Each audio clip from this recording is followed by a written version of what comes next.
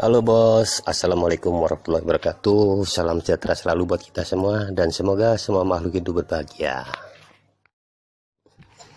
Di sesi ini saya akan berbagi pengalaman tentang ISC atau Idle Speed Control System, yaitu tentang satu efek atau trouble yang diakibatkan oleh ISC yang rusak atau tidak normal. Yang kedua, cara pengukuran, pengecekan. Satu, nilai resisten ISC. Yang kedua, output voltase dari ECM, output keluaran voltase dari ECU. Yang ketiga, cara perbaikan dari sistem ISC tersebut. Di sini saya akan menjelaskan sedetail mungkin, namun durasi akan cukup sedikit panjang begitu guys, jadi mohon dimaklumi.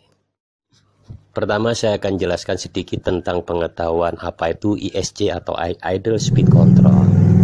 Valve Idle Speed Control atau ISC terpasang jadi satu dengan throttle body.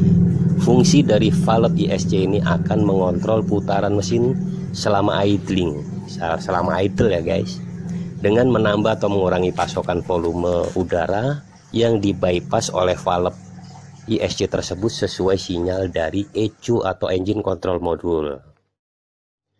Valve ISC akan bergerak maju mundur untuk membuka celah udara sesuai sinyal dari ECM tersebut.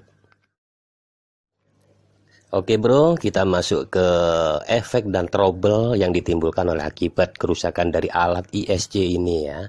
Yang pertama, satu, lampu cek engine akan menyala.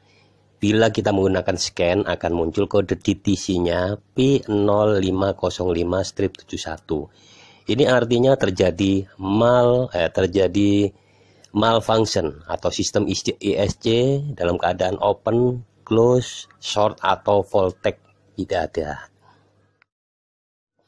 Permasalahan yang ditimbulkan kedua yaitu satu, mobil tidak dapat idling atau stasioner, yang mana jarum RPM akan di atas standar yaitu sekitar 1500 sampai 2000 RPM. Bahkan jarum jam akan bisa bergerak naik turun, tidak bisa stabil. Oke bro, perlu diingat bila ISC rusak maka akan ada dua permasalahan tadi yang akan terjadi seperti yang saya jelaskan di awal.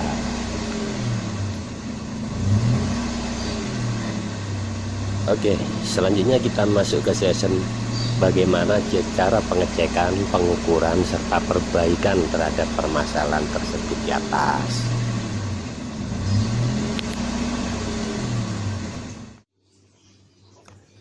Oke, langkah pertama yaitu putar kontak mobil di posisi on. Mesin tidak perlu hidup ya. Berbarengan sambil kita dengarkan suara pada ISC valve yang ada di mesin ya. Bila terdengar suara kretek-kretek atau bunyi krek-krek ya seperti motor, maka disimpulkan bahwa ISC valve itu normal. Artinya valve ISC bisa bergerak naik turun. Bila tidak terdengar suara, bisa dipastikan kemungkinan besar bahwa ISC itu valve-nya macet ataupun voltage output dari ECM tidak ada atau tidak normal. Langkah selanjutnya yaitu lakukan pengukuran pada output voltase atau tegangan output dari ECM, Engine Control Module. Ukur pada kaki soket ISC yaitu pada terminal nomor 1 dan 3 atau 2 dan 4 sama aja. Gunakan jarum ya, jarum pentul untuk pengukuran. Oke, setelah kabel avometer terhubung ke ISC-nya, maka on-kan kunci kontak. Tegangan normal dari ECU yaitu antara 11 sampai 12. Bila tegangan dari ECU jauh di bawah 12, artinya bahwa ECU rusak. Hal ini yang akan mengakibatkan bahwa lampu cek engine akan menyala dengan kode DTC P0505-71. Oke guys. Oke, langkah yang kedua, lepas idle speed controlnya. Lalu lanjutkan dengan pengukuran pada masing-masing terminalnya. Oke, jadi terminal 1 dan 3, 2 dan 4 masing-masing secara standar nilai adalah 50 ohm. Oke, sekali lagi perlu diingat standarnya 50 ohm. Patokan angka untuk terminalnya diperhatikan itu ya, ada 3 tonjolan. Oke, 3 tonjolan itu adalah patokan atas, kemudian dari sisi kanan 1, sisi kiri 2. Oke, lihat gambar itu ya. Sampai di sini paham?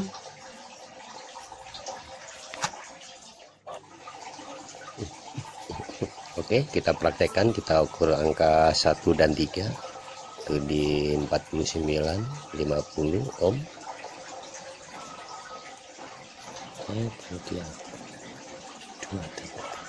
Kemudian lanjut ke terminal nomor 2 dan 4. Ini 2 dan 4. Resisternya 49 sampai 50. Jadi dalam batas toleransi. Bila nilai hambatan dari ISC tersebut jauh di atas atau di bawah dari standar 50 ohm atau tidak terukur sama sekali, maka dapat disimpulkan ISC tersebut adalah rusak. Itu yang mengakibatkan check engine menyala. Oke guys, selanjutnya kita masuk ke tahap pembersihan daripada idle speed control tersebut. Juga lakukan pembersihan terhadap throttle body. Oke, nampak kotor sekali itu ISC-nya. Pertanyaannya kenapa harus dibersihkan? Karena kotoran ini akan mengganjal valve ISC terhadap lubang throttle body ya guys, yang mana akan mengakibatkan posisi valve selalu keadaan terbuka dan udara akan masuk ke pembakaran tanpa perintah dari ECU. Oke, paham ya? Lakukan pembersihan dengan carbon cleaner merek terserah. Oke, nampak sudah bersih. Lanjutkan ke proses selanjutnya, yaitu pembersihan pada mulut atau lubang throttle bodinya juga dengan carbon cleaner.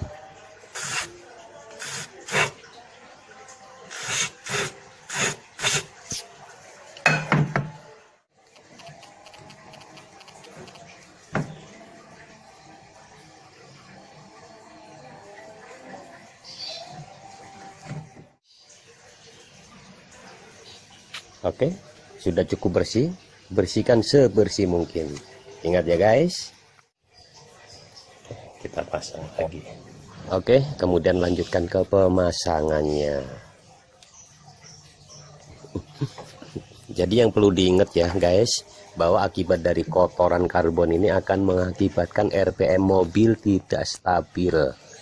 Akan naik turun atau tidak bisa bahkan turun ke RPM idle, yaitu 800 sampai 900. Kenapa seperti itu? Karena udara masuk ke dalam sistem pembakaran. Oke guys.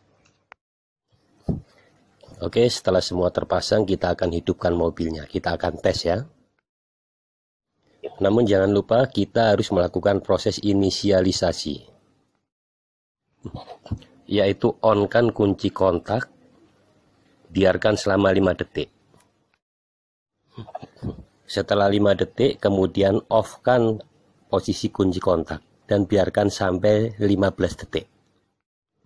Kemudian setelah 15 detik baru start mesin mobil kita. Oke bro, jangan lupa proses inisialisasi ini ya. Ini harus selalu dilakukan pada saat kita melepas atau memasang sensor-sensor ataupun idle speed control. Ingat ya.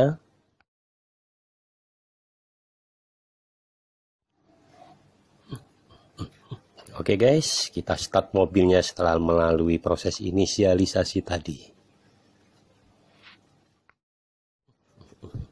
Oke, mobil sudah hidup dan nampak RPM akan dalam proses penyesuaian dari proses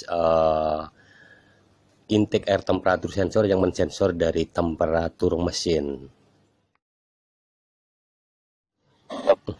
Jadi jangan bingung, semua mobil akan prosesnya seperti ini. RPM tidak akan langsung turun ke idling, dia akan proses untuk warming up. Setelah temperatur mesin tercapai, maka RPM akan turun ke batas idling, yaitu antara 800 sampai 900. Itu kaitannya terhadap sensor IAT dan terhadap sensor temperatur mesin. Oke guys, setelah kurang lebih sekitar 5 menit, maka oke, nampak mobil mulai idling. RPM sudah menunjukkan di bawah angka 1000, kurang lebih 900. Oke, mantap. Oke, kita masuk ke langkah terakhir, yaitu proses pengukuran tegangan output dari AC untuk menggerakkan idle speed control. Di sini kita akan tunjukkan berapa output tegangan pada saat idling, yaitu pada saat RPM 800 sampai 900.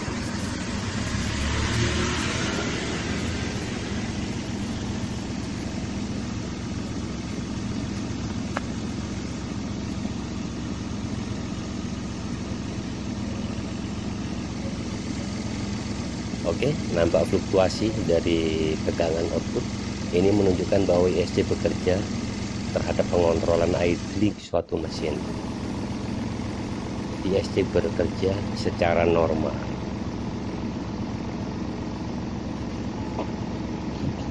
Sampai di sini sudah paham semua. Jadi bila mobil kalian menghadapi masalah seperti itu, maka lakukan tahapan-tahapan seperti tersebut. Oke bos, sampai di sini tutorial berbagi pengalaman dari saya. Semoga bermanfaat dan menjadi kebaikan buat kita bersama. Tak lupa salam hormat saya dan salam hangat saya kepada para senior-senior otomotif. Berbagi itu indah, hasta manana. Sampai jumpa di video-video saya selanjutnya di seputar oprek otomotif. Terima kasih.